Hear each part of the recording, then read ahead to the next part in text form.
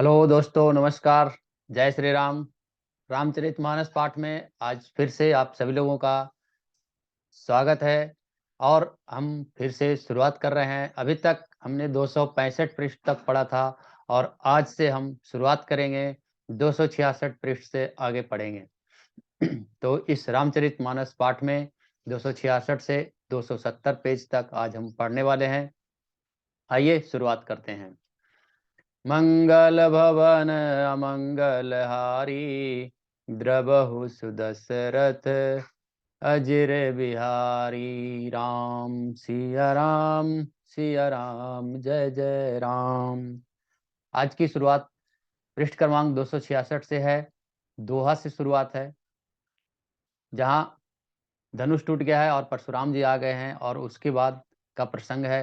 परशुराम जी बहुत ही क्रोधित हैं, लक्ष्मण जी उन्हें चिढ़ा रहे हैं। दोहा से शुरुआत है। लखन कहु हसी सुनहु, मुनि क्रोध पाप कर मूल। जेहि बस जन अनुचित करहि, चरहि विश्व प्रतिकूल। सिया रामचंद्र की जय। लक्ष्मण जी ने हंसकर कहा, हे मुनि सुनिए, क्रोध पाप का मूल है। जिसके बस में होकर मनुष्य अनुचित कर्म कर बैठते हैं और विश्व भर के प्रतिकूल चलते सबका हित करते हैं। मैं तुम्हारे अनुचर मुनि राया, परिहरि को पुकारिये सब दाया। टूट चाप नहीं जुरे सिसाने, बैठे ही हो यही पाए पिराने। हे मुनिराज, मैं आपका दास हूँ। अब आप क्रोध त्याग कर दया कीजिए। टूटा हुआ धनुष क्रोध करने से जुड़ नहीं जाएगा। खड़े खड़े पैर आपके दुखने लगे होंगे, बैठ जाइए। जो अति प्रियताओ करिए उपाय, जोरिए को बड़े गुनी बोलाई। बोलत लखन ही जन को डेराही, मस्त करहूं अनुचित भल नाही। यदि धनुष अत्यंत ही प्रिय हो तो कोई उपाय किया जाए और किसी बड़े गुनी कारीगर को बुलाकर उसको जुड़वा दिया जाए। लक्ष्मण जी के बोलने से जनक जी डर जाते हैं और कहते हैं, बस चुप रहिए, अनुचित बोलना अच्छा नहीं है। थर थर कापहि पुर नर नारी, छोट कुमार खोट बड़ भारी। भृगुपति सुनि सुनि निर्भय बानी, ऋष तन जरई होई बलहानि। जनकपुर के सभी स्त्री पुरुष थर थर कांप रहे हैं और मन ही मन कह रहे हैं, छोटा कुमार बड़ा ही खोटा है। लक्ष्मण जी की निर्भय बानी सुन सुनकर परशुराम जी का शरीर क्रोध से जला जा रहा है और उनके बल की हानि हो रही है, यानी उनका बल घट रहा है। बोले राम ही देहि निहोरा, बचऊं बिचारी बंधु लघु तोरा। मनु मलिन तनु सुंदर कैसे, बीस रस भरा कनक घटु जैसे। तब श्री रामचंद्र जी परेशान जानकर परशुराम जी बोले, तेरा छोटा भाई समझकर ही मैं इसे बचा रहा हूँ। यह मन का मैला और शरीर का कैसा सुंदर है, जैसे विष के रस से भरा हुआ सोने का घड़ा है। दोहा। सुनी लक्ष्मण बिहसे बहुरी, नयन तरे रे राम। गुर समीप गौने सकुचि, परिहरि बानी बाम। सिया रामचंद्र की जय। यह सुन सुनकर लक्ष्मण जी फिर से हंस दिए और फिर हंस पड़े। तब श्री रामचंद्र जी ने तिरछी नजर से उनकी ओर देखा, जिससे लक्ष्मण जी सकुचाकर विपरीत बोलना छोड़कर गुरु जी के पास चले गए। अति विनीत मृदु शीतल बानी, बोले राम जोर जुग पानी। सुनहु नाथ तुम सहज सुजाना, बालक बचन करिय नहीं काना। श्री रामचंद्र जी ने दोनों हाथ जोड़कर अत्यंत विनय के साथ कोमल और शीतल वाणी से बोले, हे नाथ सुनिए, आप तो स्वभाव से ही सुजान हैं। आप बालक के वचन पर कान न दीजिए, उसे अनसुना कर दीजिए। बर रहे बालकु एक सुभाऊ, इन्हीं तंत विदुष ही काऊ। तेहि नाही काछु जाग बिचारा, अपराधी मैं नाथ तुम्हारा। बर्रे और बालक का एक स्वभाव होता है, संत जन इन्हें कभी दोषी नहीं लगाते। फिर उसने लक्ष्मण तो कुछ काम भी नहीं बिगाड़ा है। हे नाथ, अपराधी तो मैं हूँ। कृपा कोप बंधु बंधव गोसाई, मुँह पर करिए दास की नाई। कही अबेग जेहि विधि रस जाई, मुनि नायक सोई करो उपाई। अतः हे स्वामी, कृपा, क्रोध, वध और बंधन जो कुछ करना हो दास की तरह अर्थात दास समझकर मुझ पर ही कीजिए, जिस प्रकार से शीघ्र आपका क्रोध दूर हो जाए। हे मुनिराज, बताइए मैं वही उपाय करूं। कह मुनि राम जाय ऋष कैसे, अजहु अनुज तब ची तब नैसे। एक कंठ कुठारु न दिन्ना, तो मैं काह को पुकरि किन्ना। मुनि ने कहा, हे राम, क्रोध कैसे जाए। अब भी तेरा छोटा भाई टेढ़ा ही ताक रहा है। इसकी गर्दन पर मैंने कुठार न चलाया तो क्रोध करके किया ही क्या। दोहा। गर्भ स्रवहि अवनि पिरवनि, सुनि कुठार गति घोर। परसु अछत देखहि जियत, बैरी भूप किशोर। श्याम रामचंद्र की जय। मैं जिस कुठार की घोर करनी सुनकर राजाओं की स्त्रियों के गर्भ गिर पड़ते हैं, उसी फरसे के रहते में मैं इस शत्रु राजपुत्र को जीवित देख रहा हूँ। यहाँ पर परशुराम जी का गुस्सा अभी भी बहुत ही चरम सीमा पर है। बहै न हाथु दहै रिस छाती, भा कुठारु कुंठित नृप घाती। भयो बाम विधि फिरे सुभाऊ, मोरे हृदय कृपा कसिकाऊ। हाथ चलता नहीं, क्रोध से छाती जल जाती है। हाय, राजाओं का घातक यह कुठार भी कुंठित हो गया है, विधाता विपरीत हो गया है। इसमें मेरा स्वभाव बदल गया है, नहीं तो भला मेरे हृदय में किसी समय भी कृपा कैसी। आजु दया दुख दुसह सहावा, सुनि सौमित्र बिहसि सिरुनावा।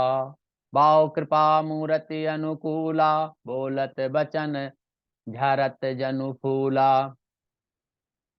आज मुझे दया यह दुख और दुख सहा रही है। यह सुनकर लक्ष्मण जी ने मुस्कुराकर सिर नवाया और कहा, आपकी कृपा रूपी वायु भी आपकी मूर्ति के अनुकूल ही है।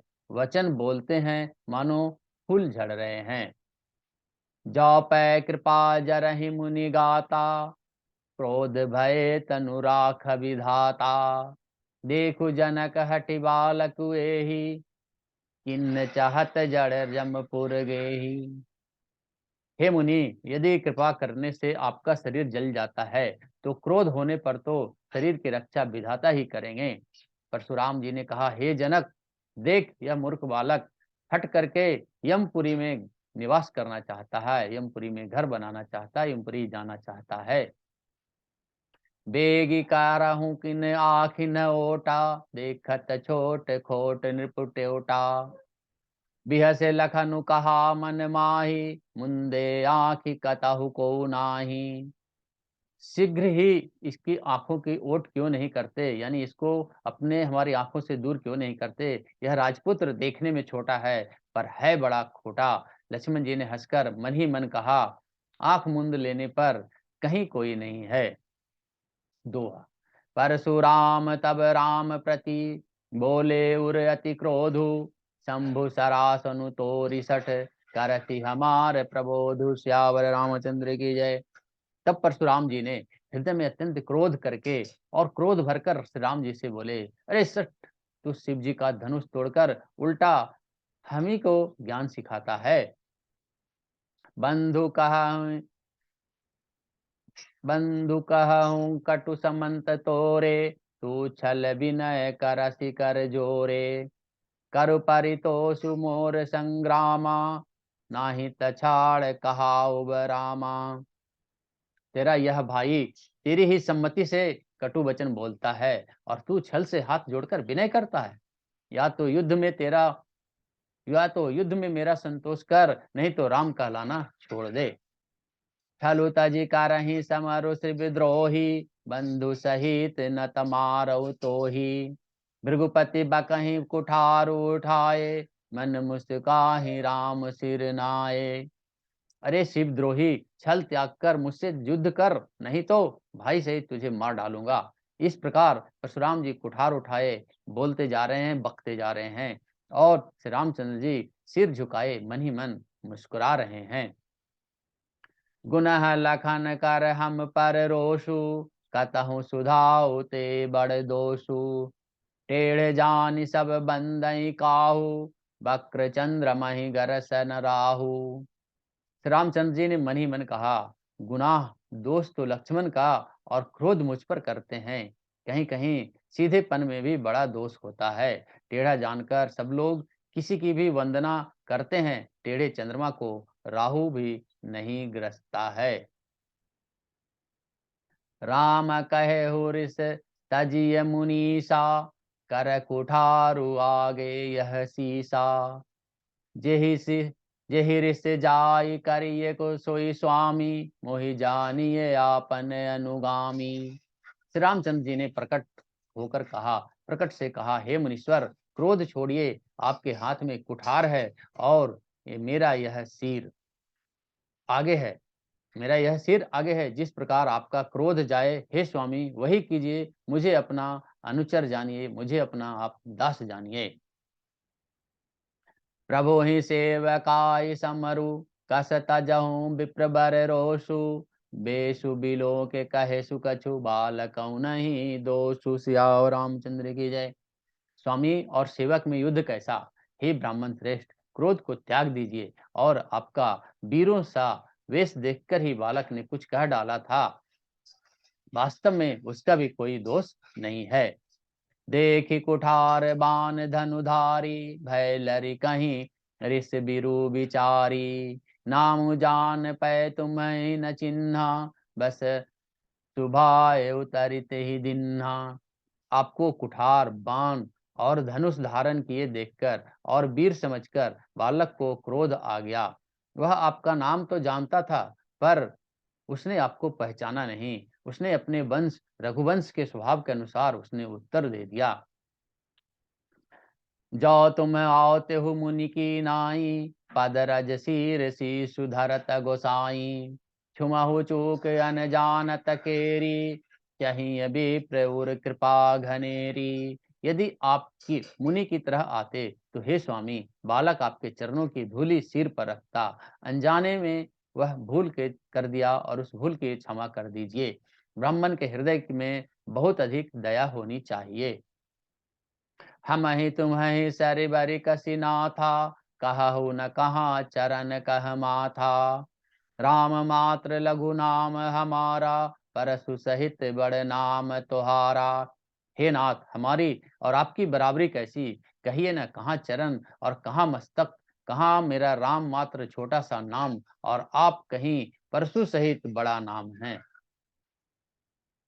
देव एक गुण धनुष हमारे, नव गुण परम पुनीत तुम्हारे।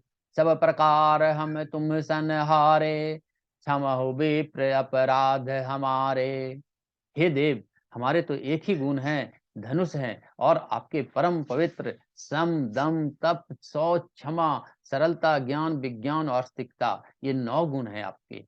हम तो सब प्रकार से आपसे हारे हैं। हे विप्र, हमारे अपराध को क्षमा कीजिए। दोहा। बार बार मुनि विप्रवर, कहा राम सन राम।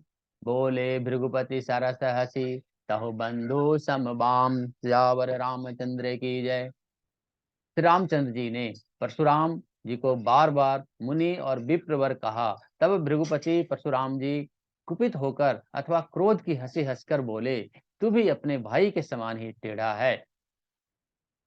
निपटहि द्विज करि जानहि मोहि, मैं जिस पर विप्रवर सुनावहु तोहि।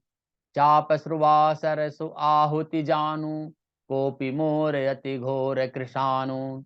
तू मुझे नीरा ब्राह्मण ही समझता है। मैं जैसा विप्र हूँ तुझे सुनाता हूँ। धनुष को श्रुवा, बाण को आहुति और मेरे क्रोध को भयंकर अग्नि जान ले तुम। समिधि सेन चतुरंग सुहाई, महामयी भय पशुआई। मैं यही परसु काटि बलि दिन्हे, समर यज्ञ जप कोटि न किन्हे। चतुरंगनी सेना, सुंदर समिधाएं, यज्ञ में जलाई जाने वाली लकड़ियां हैं। बड़े-बड़े राजा उसमें आकर बलि के पशु हुए हैं, जिनको मैंने इसी फरसे से काटकर बलि दिया है। ऐसे करोड़ों जप युक्त रण यज्ञ मैंने किए हैं, अर्थात जैसे मंत्रोच्चारक पूर्वक स्वाहा शब्द की आहुति दी जाती है, उसी प्रकार मैंने पुकार-पुकार कर राजाओं की बलि दी है, राजाओं की आहुति दी है। मोर प्रभाव विदित बनहि तोरे, बोलसे निधरि विप्र के भोरे। भंजे चापु दापु बड़दा बाढ़ा, अहिमति मनहु जीत जग उठाढ़ा। मेरे प्रभाव तुझे मालूम नहीं है, इसी से तू ब्राह्मण के धोखे में मेरा निरादर करके बोल रहा है। धनुष तोड़ डाला, इसमें तेरा घमंड बहुत बढ़ गया है। ऐसा अहंकार है मानो संसार को जीतकर तुम खड़ा है। राम कहा मुनि कहु विचारी, ऋष अति बड़ी लघु चूक हमारी। छुअति है टूट पिनाक पुराना, मैं कहीं हेतु करो अभिमाना। श्री रामचंद्र जी ने बोला, हे मुनि, विचार कर बोलिए। आपका क्रोध बहुत बड़ा है और मेरी भूल बहुत छोटी है। पुराना धनुष था, छूते ही टूट गया, मैं किस कारण अभिमान करूं। दोहा। जाओ हम निदरहि विप्रबदी, सत्य सुनहु भृगुनाथ। तौ अस को जग सुभटु जेहि, भय बस नावहि माथ। सियावर रामचंद्र की जय। हे भृगुनाथ, यदि हम सचमुच ब्राह्मण कहकर निरादर करते हैं, तो यह सत्य सुनिए। फिर संसार में ऐसा कौन योद्धा है जिससे हम डर के मारे मस्तक नवाएं। आज कथा इतनी भय सुनो वीर हनुमान। श्याम रामचंद्र की जय, पवन सुत हनुमान की जय, सीता माता की जय, भ्राता लक्ष्मण की जय। मंगल भवन मंगलहारी, द्रवहु सुदशरथ अजिर बिहारी। राम सिया राम, जय जय राम। दोस्तों, इसी तरह फिर हम कल लेकर आएंगे, जिसमें 270 पृष्ठ से आगे पढ़ेंगे। आज हमने 266 से 270 पृष्ठ तक पढ़ा है। अब 271 से 275 तक अगले वीडियो में मिलेंगे। तब तक के लिए जय श्री राम, नमस्कार, धन्यवाद धन्यवाद धन्यवाद।